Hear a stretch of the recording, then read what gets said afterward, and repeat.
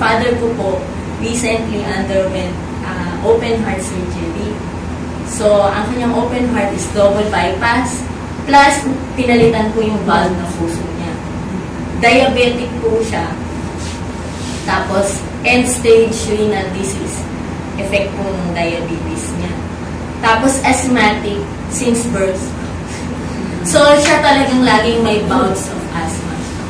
Pero, nung pong after nung surgery niya, kasi nung una, medyo picky siya sa tapos sa dami ng gamot niya, ang tinitik po niyang gamot after surgery was 20 drugs per day. Okay, gamot pa lang po niya, mamamatay na ata kami.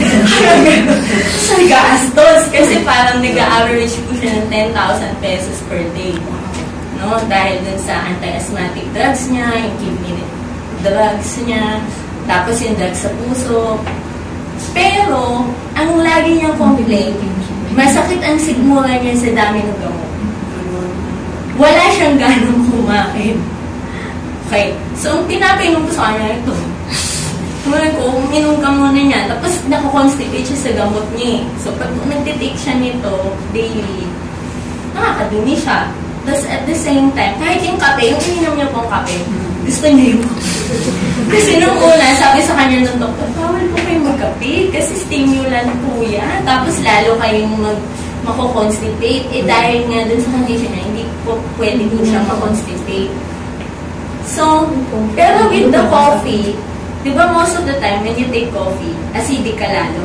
So lalo magsisikmurain kung hindi ka kumain. Siya hindi. Mas hindi siya nagugutom. Magkape lang siya ng fusion ng coffee ng barley. So, sa kanya, it worked.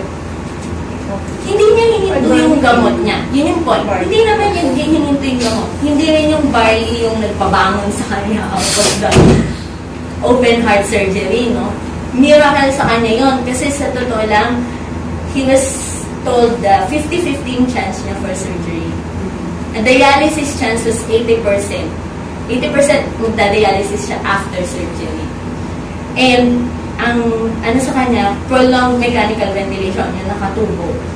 Pero yung father ko, miracle of all miracle, after 2 days nakatubo na extubate, kinaya niyang huminga without the tube. Okay?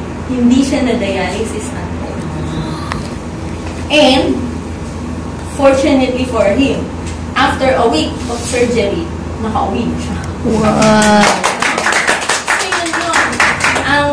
Yung mga doctors, nung tinatanong ko, pwede po siyang mag-barley. Nung una parang, kasi hindi namin, pero doc, supplement lang naman.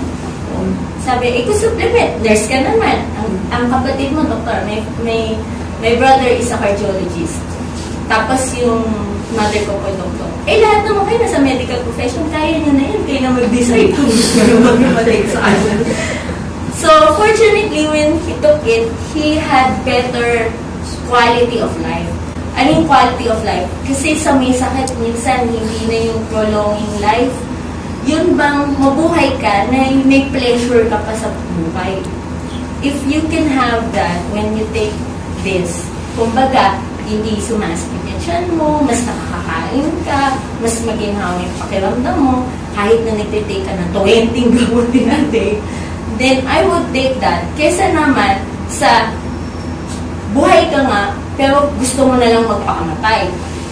Meron pong pasyenteng gano'n, na patayin niyo na lang ako kasi wala akong quality of life.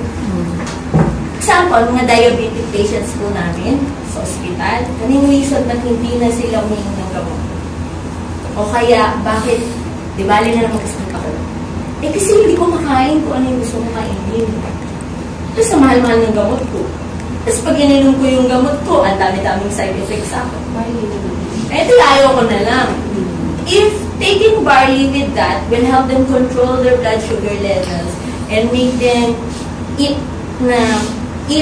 more, yung kaya nilang kumain, be able to have pleasure in eating. Kasi natutulungan ka ng barley na mapababa yung blood sugar mo. Then, that's a better quality of life, diba? Sabi ni Ma'am kanina, merong iba, may pera, walang panahon. Yung maraming panahon, walang pera. Ang mas mahirap po, alam nyo, sa totoo lang, yung may pera ka na, may panahon ka, pero ayaw mo mabuhay. Meron po kami mga ganun patient, may yaman. May pera sila, kaya nga nabibili nila lahat ng gamot. May panahon kasi may pera sila, pinabili nila, sarili na nila yung negosyo nila. Pero ba't ayaw mabuhay? Kasi bawal sa akin yung YouTube. Bawal sa akin yun. Kasi gusto ko kainin yun. Pero I cannot take pleasure. Tapos sasabihin mo sa akin, bawal ka mag-travel kasi masakit ka sa puso. Hindi ka pwede kumakit ng ganito. Aning kung pera ko, nasa bahay lang pala ako. Nanatili lang ako dun sa ano.